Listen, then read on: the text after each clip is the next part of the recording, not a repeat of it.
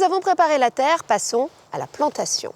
La règle, c'est de planter après les dernières gelées, pas avant le 15 mars pour les régions à climat doux, et à la floraison des lilas pour les autres. Surtout, ne vous précipitez pas, car il faut que la terre soit réchauffée en profondeur à environ 10 degrés. Et puis surtout, n'oubliez pas que les premiers rayons du soleil ne suffisent pas à réchauffer la terre. Chaque rangée doit être espacée entre 55 et 60 cm. Ok, pour les... La première?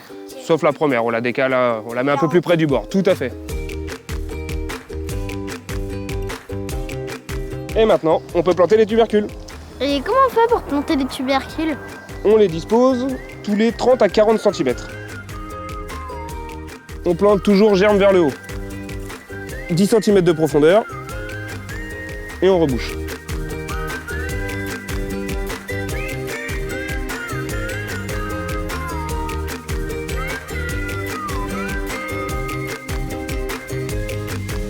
Regardez les garçons, je vais vous montrer une autre technique, la plantation en sillon.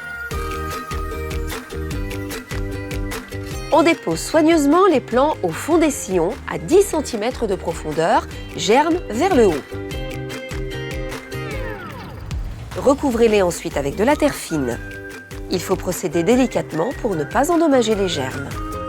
On arrose un peu, mais pas trop. Le sol doit être humide, mais pas détrempé.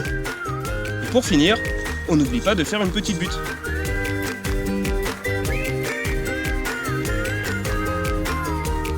Si vous ne plantez pas vos plants germés tout de suite, les placez dans un local frais et bien éclairé et en dessous de 10 degrés, mais à l'abri du gel.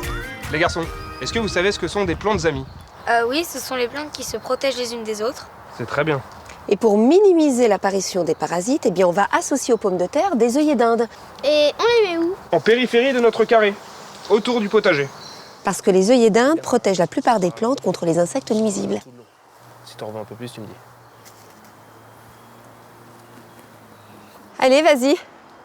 Allez les garçons. Allez. Pour terminer, on arrose. Tout à fait. Dernier arrosage. Super. Eh bien franchement, bon travail les garçons. Bah ouais. Vous avez bien bossé.